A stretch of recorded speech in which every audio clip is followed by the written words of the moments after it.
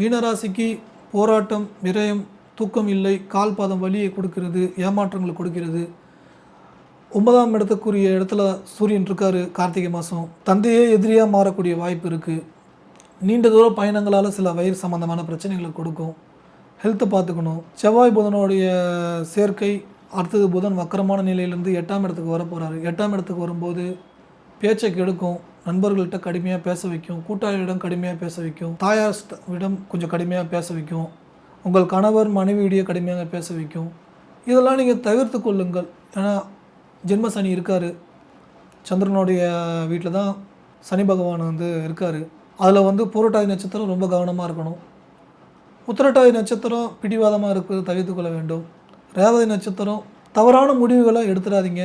தவறான முடிவுனா டாக்குமெண்ட் விஷயத்தில் கொஞ்சம் கவனமாக இருக்கணும். ரேவதி நட்சத்திரத்தை பொறுத்த வரைக்கும் நீங்கள் கிரெடிட் கார்டில் வச்சுருக்கீங்கன்னா அதெல்லாம் கொஞ்சம் கவனமாக கையாளணும். டாக்குமெண்ட் விஷயத்தில் எல்லாத்துலேயுமே கவனமாக இருக்கணும். ஒரு இன்சூரன்ஸ் பே பண்ணுறதா இருக்கட்டும், காருக்கு இன்சூரன்ஸ் முடிஞ்சிருக்கும், ஒரு வாரம் தான் ஆச்சு பார்த்துக்கலாம் அப்படின்னு தோணும்.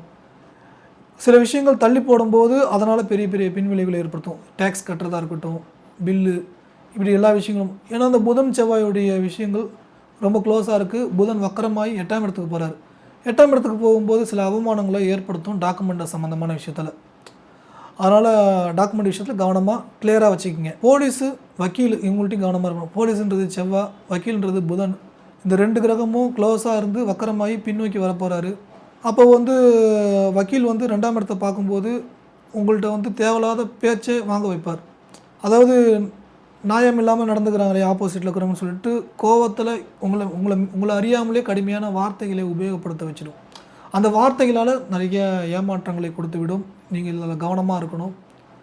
சூரியனுடைய நகர்வு, அதுக்கு அடுத்தது செவ்வாய் புதனுடைய நகர்வும் உங்களுக்கு இந்தமாரி மனக்குழப்பம், டென்ஷனை கொடுக்கும். சுக்கிரன் வலிமை பெற்றிருக்கிற அடுத்து 9ஆம் இடத்துக்கு 3ஆம் இடத்தை பார்ப்பார். சில முயற்சிகள் எடுக்க வைக்கும். அந்த முயற்சியால் வெற்றியை கொடுக்கும். மிக முக்கியமாக குரு வக்கர நிவர்த்தி ஆகும்போது உங்கள் 4ஆம் பாவமான வீடு, வாகனம், சொத்துக்கள் அமையும். வீட்டில் ஒரு சுபமான நல்ல விஷயங்கள் நடக்கும். ஆனால் இதெல்லாமே கடனில் வாங்க வைக்கும். கடன் மட்டும் தவிர்த்துக்குங்க. பார்த்துக்கலாம், அடுத்த மாதம் சமாளிச்சிக்கலாம், இந்த மாதம் சமாளிச்சிக்கலாம்னு அப்படியே போவோம். வெயிட்டேஜ் அதிகமாகிடும். அது ஒரு கமிட்மெண்ட்டை அதிகமாக வச்சுக்காதீங்க. கமிட்மெண்ட் இல்லாமல் பார்த்துக்குங்க. எவ்வளோ தவிர்க்க முடியுமோ தவிர்த்துக்குங்க. ஐயோ இந்த இடத்த வாங்க மாட்டுட்டா பின்னாடி அந்த இடம் ரொம்ப அதிகமாகிடும், வாங்க முடியாமல் போயிடுமோ அப்படின்னு பய உணர்வு தேவையில்லை. தொடர்ந்து முருகர் வழிபாடு செய்யுங்க.